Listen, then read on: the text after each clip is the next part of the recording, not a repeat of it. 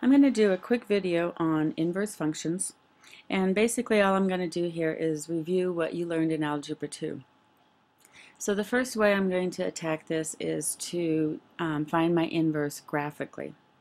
So I have a t-table here on the left for the function y equals x squared plus 2. If I stick negative 2 into my function, I'm going to get 6 as an answer. If I stick negative 1 in, I'll get 3.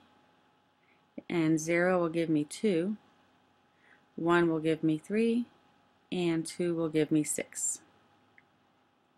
Now I can go over and graph those points and get a picture of my parabola. So I'm going to real quick plot these points. There's my negative 2, 6, positive 2, 6, and then the parabola will go through all these points. And there we have it, our parabola. Now to get an inverse of this, all I have to do is, if you remember, to do inverses, we interchange x's and y's.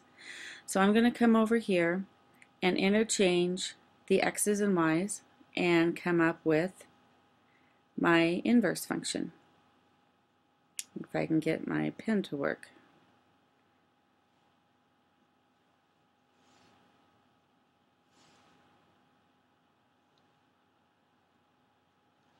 Alright, sorry about that. So my x will be 6 and my y will be negative 2.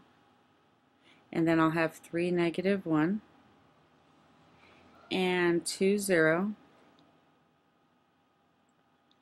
3, 1 and 6, 2. So if I go over and graph those points, we'll see the inverse. So here's 6, 2. Let's see, 3, negative 1, 2, 0,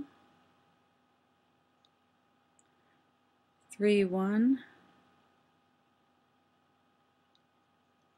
Oops, that first point clearly I graphed wrong. A little bit slow here tonight. But there are all the points graphed. And here is the parabola that creates the inverse.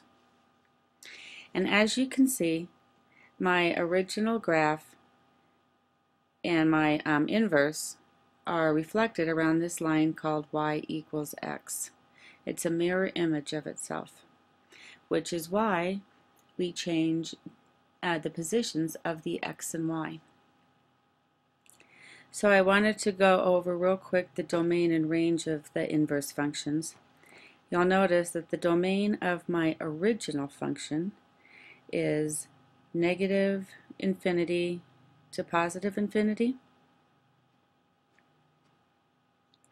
and the range is 2 to infinity. Now if you look at the inverse function, since the domain values are my x's and the range values are my y's, those two will also interchange spots. So my domain on the inverse will be 2 to infinity, and the range will be negative infinity to positive infinity. So again, the whole point of this so far is just to show you that inverse functions have the x's and y's interchanged. Now we're going to take a look at the same problem, but we're going to find the inverse algebraically. So in order to find an algebraic inverse, we have to interchange the x's and the y's. So I'm going to write x equals y squared plus 2. And then we get the y alone by subtracting 2.